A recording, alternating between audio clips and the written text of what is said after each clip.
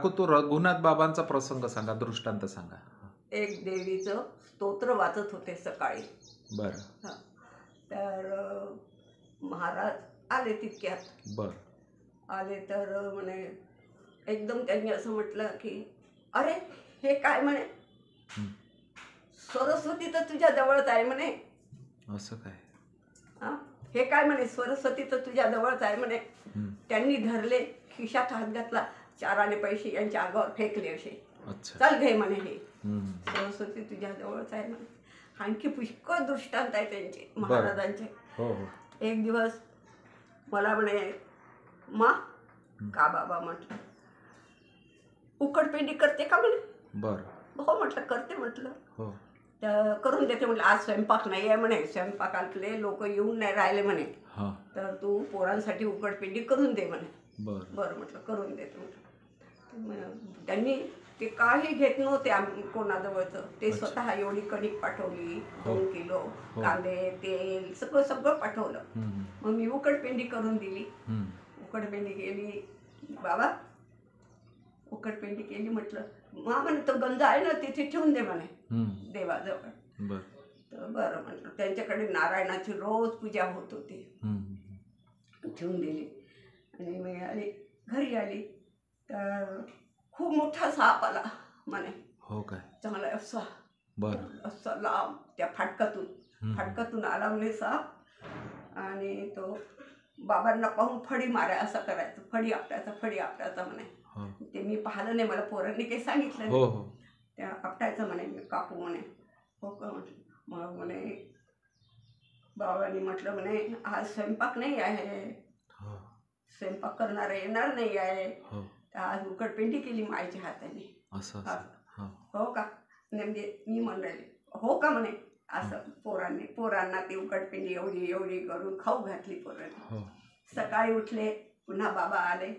मग काय चांगली उकडपेंडी केली तू ना, किती सुंदर उकडपेंडी झाली.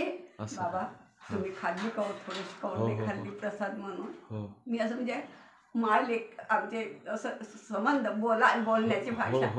मग बाबा तुम्ही खाल्ली खाऊन नाही, थोडीशी उकडपेंडी एवढीशी खायची होती बाबा. मग पोरं सांगत होते खूपच सुंदर उकडपेंडी झाली, आम्ही अशी खाल्लीच नाही उकडपेंडी, असं सांगत होते पोरं. हो का? एक दिवस म्हणे मला, मग का बाबा मी आज इकडेच आंघोळ करतो म्हणे. आमच्या त्या वाचनालयात गॅसची शेगडी ठेवली, एवढे मोठे पातेलं ठेवलं.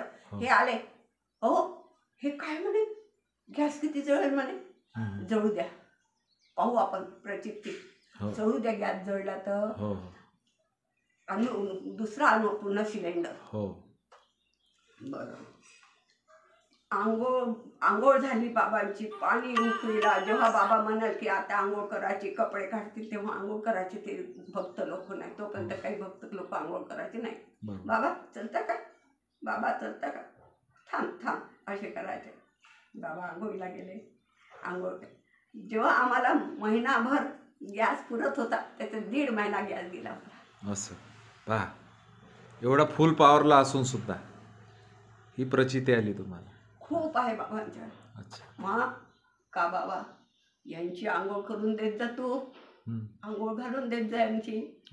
हे हे म्हणे महादेवाचं प्रतीक आहे म्हणे, यांची तू आंघोळ. तुमच्या मिस्टरांना म्हणे, तुमच्या मिस्टरांविषयी म्हणे, तुमच्या मालकाविषयी म्हणे ना. माझ्या यजमानांविषयी म्हणे. हो. मग का बाबा यांची तू आंघोळ घालून देत जा, हे महादेवाचं प्रतीक आहे. हो बाबा घालून देते.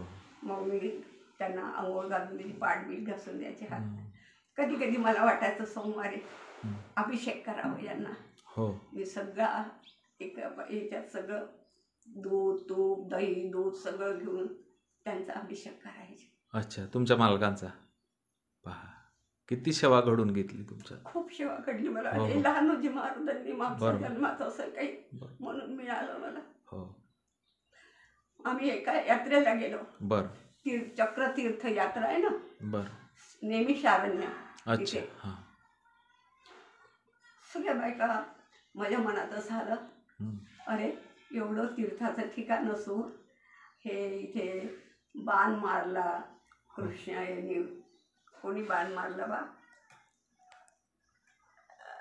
हे 5 पांडव होते ना, त्या 5 पांडवापैकी त्यांनी एकाने बाण मारला आणि ते तात झोपल्या शय्येवर आणि ते गंगा आली तिथून त्यांच्या तोंडात अशी पाणी गेलं. तर एवढं कथा ऐकून होती मी. एवढं असून आपण या तीर्थात महाराजांना आंघोळ नाही का, म्हणजे आमच्या महाराजांना आंघोळ नाही घालत मी. मी लगेच सगळे ती आम्ही यात हे काढले, पांदान काढलं पूजेचं. आम्ही चला म्हटलं आपण जाऊ तीर्थाला आंघोळीला. चल म्हणे. गेलो आम्ही. मी माझ्या महाराजांना येथे छान घातली.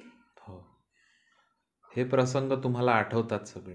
पहा, खूप अशी सेवा तुमच्या हाताने घडली. छान वाटलं मला. बरोबर. पायाचं तीर्थ घेतलं मी. समाधान आमच्या याच्यातल्या बायका म्हणे पहा काकूला कसं आठवलं आणि आपण इतके दिवस काढले तर आपल्याला काहीच आठवलं नाही. आपण नाही केली त्यांनी नवऱ्याची पूजा. हे सगळी प्रेरणा तुम्हाला बाबाजींनी दिली. देत होते मला प्रेरणा. कधी कधी जी भाजी मला आवडत होती ना, ती भाजी खाऊ देत नव्हते बाबाजी. काकू, तुम्ही दोघांनी श्री संत लहानोजी महाराज संस्थानला अशा काळामध्ये सेवा दिली आहे का ज्या काळामध्ये बाबांचा फारसा प्रचारही नव्हता. त्या काळामध्ये तुम्हाला समर्थांनी तिथे ठेवून घेतलं, बोलवून घेतलं आणि निष्काम भावनेनं सगळी सेवा करून घेतली दोघांचे हातून.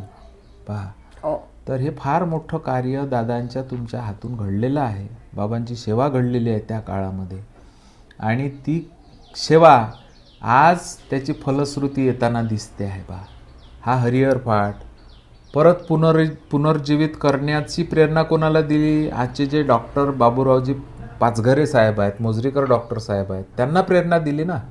नाही तर ते त्यांच्या काळात लिहिलेलं ते अत्यल्प पैसे, संस्थांजवळ तेवढी काही देणगी यायची नाही आणि ते एक प्रकारचं झेरॉक्स केल्यासारखं ते होतं ब्लॅक अँड व्हाईटमध्ये.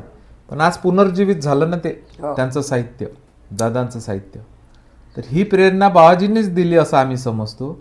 आणि विशेष म्हणजे जो तारक मंत्र म्हणूया आपण, वर्धमनेरीचे जे भानदास महाराज आहेत ते नेहमी यायचे, बाबांचाच प्रसाद त्यांना.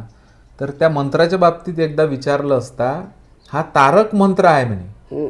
ओम शिवरूपाय विद्महे लहानोजी देवाय धीमहि तन्नो सूर्योपासक प्रचोदयात. त्यांच्या शब्दामध्ये ते तारक मंत्र म्हणायचे. तर हा तारक मंत्र निर्माण करण्याचं भाग्य दादांना मिळालं ना, त्यांच्या हातून बाबांनी करून घेतलं. तर आज तुम्ही थोडक्यात का होईना दादांच्या स्मृती जागृत केल्या आणि तुमच्या जीवन प्रवासात आलेले अनुभव तुम्ही सांगितले, याकरता मी तुमचा आभारी आहो. जय गुरु, जय लहानोजी बाबा. समर्थ लहानोजी महाराज की जय.